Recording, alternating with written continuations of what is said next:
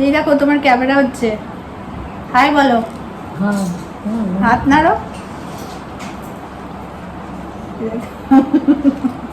ফটোটা তো আমারই মতো, হ্যাঁ আমারই মতো। তোমার, তুমি বলো ভালো আছো? ভালো আছে, খুব সুন্দর লাগছে।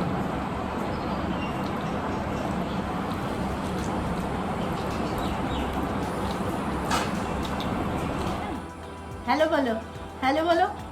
এদিকে তাকাও, ক্যামেরার দিকে তাকাও। হ্যালো, মাসি মাকে দেখো রেকর্ড করতে।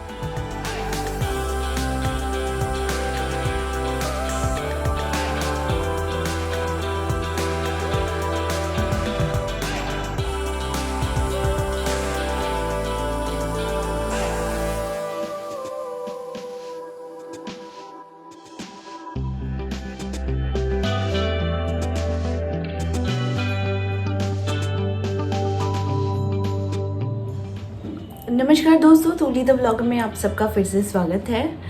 अभी आप लोगों ने जो वीडियो देखी वो मेरी मम्मी की है। और आप सभी सोच रहे होंगे कि 4 दिन से मैंने वीडियो नहीं बनाया।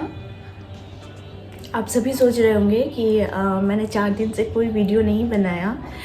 तो उसको रीज़न यही था कि मम्मी को हम लोगों ने एडमिट किया और मम्मी के अच्छे हेल्थ के लिए।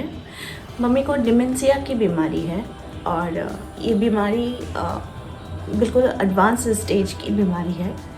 और मतलब ये जो बीमारी होती है ये इंसान को मतलब नॉर्मल लाइफ से बिल्कुल अलग कर देती है। भूल जाने की बीमारी होती है, कुछ याद नहीं रहता है। मैं बेटी हूँ, मुझे याद नहीं करेंगे, वो अपने बचपन को याद कर रही हैं मेरी मम्मी। और कुछ नॉर्मल एक्टिविटीज़ ऐसे पेशेंट नहीं करते हैं, जैसे कि उनको वो समझ ही नहीं होती है कि उनसे क्या गलती हो रही है, क्या नहीं करना चाहिए, जो हम लोगों को पता होता है ना। तो जैसे कि मेरी मम्मी को जो बीमारी है वो उस हिसाब से, जैसे लैपटॉप को गिरा देना, मोबाइल को पानी में डाल देना, मतलब नहाना नहीं, इस तरह की चीज़ें। और बच्चों जैसी पूरी हो जाना, ज़िद करना कि मुझे अभी घर जाना है, बच्चों जैसी जो ज़िद होती है वो हो जाती है। तो ऐसे पेशेंट के साथ मतलब इनको दवा पर ही रखा जाता है। ये जो बीमारी होती है डिमेंशिया की, ये क्योरेबल नहीं होती है, मतलब इसको क्योर नहीं कर सकते हैं। बल्कि ये जो बीमारी है ये दवा के ऊपर होती है कि जितना आपका भी जितना जल्दी ये ग्रो करता है ये बीमारी, ये दवा के माध्यम से जितना ख़राब होता है उस माध्यम से ये बीमारी मतलब दवा से वो धीरे धीरे डिटोरिएट करता है।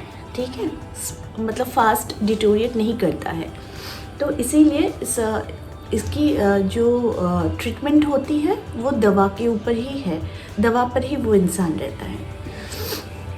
तो मेरी मम्मी को इन बिटवीन बहुत सारे टेस्ट, चेकअप और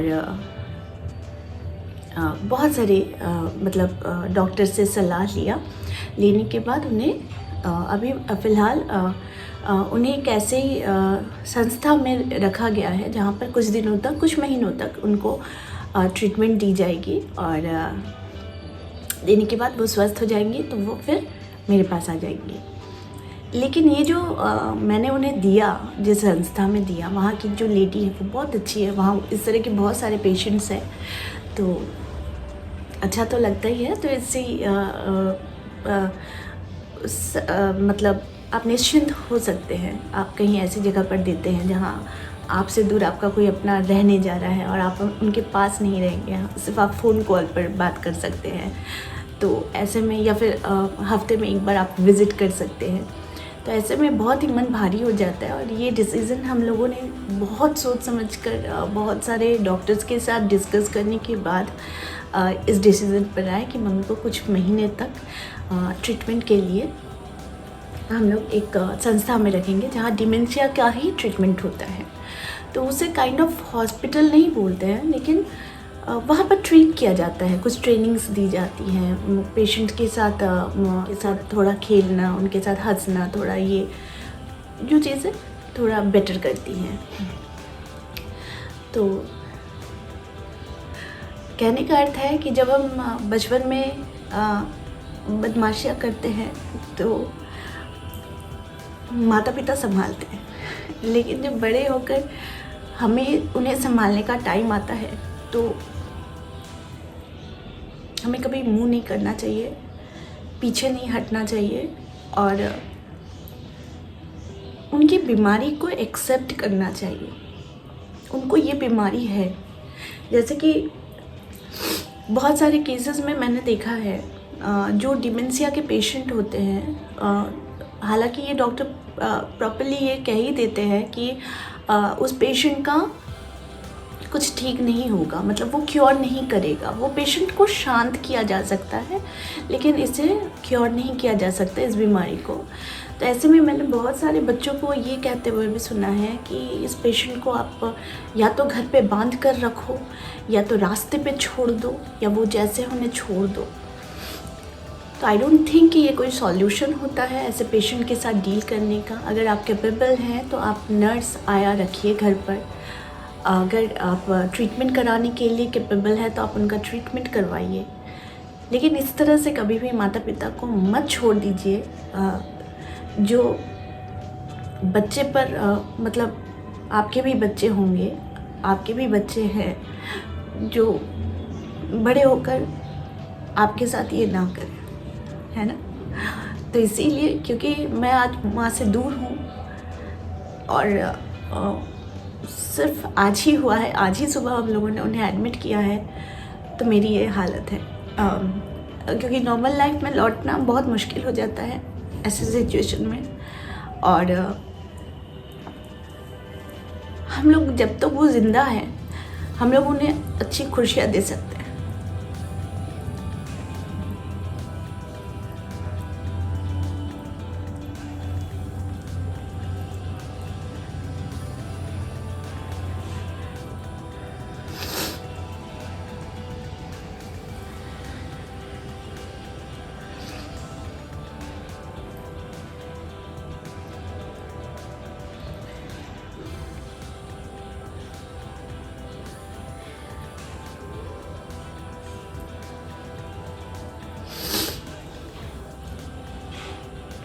जितना हो सके अपने माता पिता का, सास ससुर का, सभी का सहारा बनिए, ना कि उन्हें बेसहारा छोड़िए, क्योंकि वो है तभी हम हैं, है ना। और ये हमारे कर्म है कि हम कैसे उन्हें रखते हैं, कैसा सिचुएशन कितनी भी मुश्किल है क्यों ना आ जाए, लेकिन उनको अच्छी ट्रीटमेंट दीजिए, अच्छा साथ दीजिए, छोड़िए नहीं।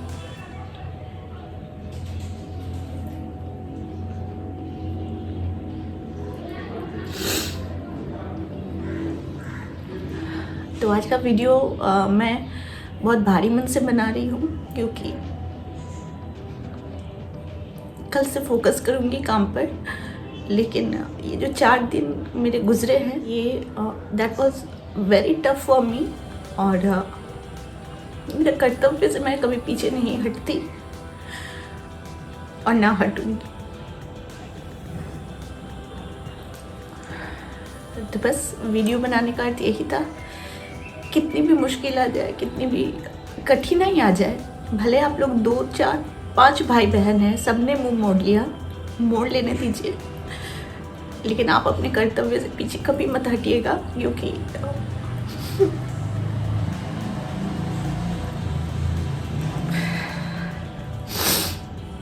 उनके ब्लेसिंग्स आपको बहुत काम आएंगे फ्यूचर में, और बहुत मतलब ये काम आने वाले हैं। क्योंकि बहुत अपने भी कहते हैं कि बहुत अपने लोग भी होते हैं जो कहते हैं कि ऐसे पेशेंट को छोड़ दो, रस्सी से बांध कर रखो, इस तरह की चीज़ें, इस तरह का मतलब लोग इस तरह के ओपिनियन भी देते हैं, सजेशंस भी देते हैं कि आप ऐसा करो, विच इज़ नॉट गुड।